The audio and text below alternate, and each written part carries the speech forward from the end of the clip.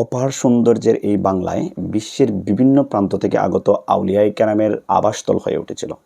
তারা এ ভূখণ্ডকে শুধু বসতি হিসেবে গ্রহণ করেননি, বরং করেছেন দাওয়াত, তাজকিয়া ও মানবতার এক উজ্জ্বল কেন্দ্র হিসেবে।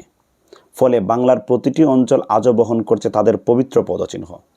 বাংলায় ইসলাম প্রচারের সর্বাধিক সমাদৃত ব্যক্তিদের মধ্যে অন্যতম হলেন শাহজালাল মুজাররদ ইয়ামেনী রহমাতুল্লাহ আলাইহি। তিনি সুদূর ইয়ামেন থেকে ৩৬০ জন সফরসঙ্গীকে সঙ্গে নিয়ে বাংলায় আগমন করেন ১৩০৩ সালে। এতপর সিলেট অঞ্চলে সর্বাত্মকভাবে ইসলাম প্রচার শুরু করেন।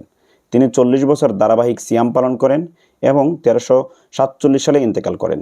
মধ্যযুগীয় বাংলায় চিশতিয়া তরিকা ছিল অত্যন্ত শক্তিশালী ও সুসংগঠিত। গৌড় ও পাণ্ডুয়া ছিল সে সময়কার ইসলাম প্রচারের প্রধান কেন্দ্র। এ অঞ্চলে বিশেষভাবে স্মরণীয় শেখ আখি সিরাজউদ্দিন রহমাতুল্লাহ আলাইহি, যিনি ছিলেন হজরত নিজামুদ্দিন আউলিয়া রহমাতুল্লাহ আলাইহির অন্যতম মুরিদ।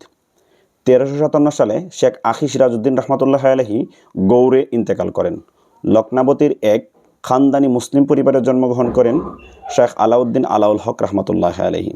তার আধ্যাত্মিক জ্ঞান, দাওয়াত ও কার্যক্রমের ফলে পান্ডুয়া ইসলাম প্রচারের কেন্দ্রবিন্দুতে রূপ নেয়। তিনি ১৩৯৮ সালে ইন্তেকাল করেন। দক্ষিণ পূর্ব বাংলায় ইসলাম প্রচারে যার নাম সর্বাগ্রে স্মরণীয় তিনি শাহ বদরুদ্দিন আল্লামা রহমাতুল্লাহ আলাইহি। তিনি মগ দস্যুদের হাত থেকে চট্টগ্রামকে মুক্ত করেন এবং সেখানে ইসলাম প্রচারের অগ্রদূত হিসাবে পরিচিত হন। তিনি ১৪৪০ সালে ইন্তেকাল করেন। দক্ষিণ বাংলায় উন্নয়ন ও ইসলাম প্রচারের অনন্য অবদান রেখেছেন খান জাহান আলী রহমাতুল্লাহ আলাইহি। তিনি বাগেরহাট অঞ্চলের জলধারা, মসজিদ ও জনহিতকর বহু স্থাপনা নির্মাণ করেন, যার সুফল আজও সে অঞ্চলের মানুষ ভোগ করছে। উত্তর বাংলায় ইসলাম প্রচারের প্রভূত বিস্তার ঘটে শাহ ইসমাইল গাজী রহমাতুল্লাহ আলাইহির হাত ধরে। তিনি ছিলেন একাধারে সাহসী যোদ্ধা এবং ধ্যানী দরবেশ। বাংলার বহু অঞ্চলে তার দাওয়াতি প্রভাব সুস্পষ্ট। হজরত শাহ আলী বাগদাদী রহমাতুল্লাহ আলাইহি ১৪৩৪ সালে বাগদাদ থেকে বাংলায় আগমন করেন। বাংলায় আগমনের পথে তিনি দিল্লিতে কিছুদিন অবস্থান করেন এবং সৈয়দ বংশে বিবাহ বন্ধনে আবদ্ধ হন। তিনি ১৫১৭ সালে ইন্তেকাল করেন। ঢাকা মিরপুরে তার পবিত্র মাজার আজও অবস্থিত।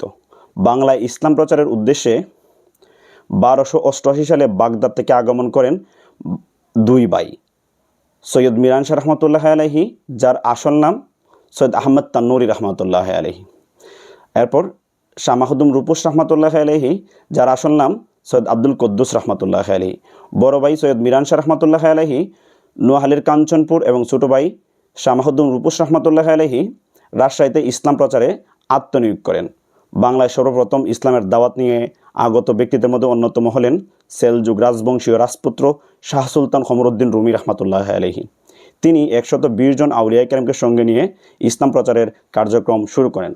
বাংলার আকাশ, বাতাস, নদী, নালা, পার্বত, প্রান্তর সবই আজ আউলিয়া কেরামের অবিস্মরণীয় সেবার সাক্ষ্য বহন করছে। তাদের ত্যাগ, শ্রম, দাওয়াত, মেহনতি জীবন, আল্লাহর প্রতি নিষ্ঠা প্রজন্ম থেকে প্রজন্ম ছড়িয়ে পড়ছে। বাংলার ইসলামী ঐতিহ্য তাদের হাতেই পরিপূর্ণ হয়েছে।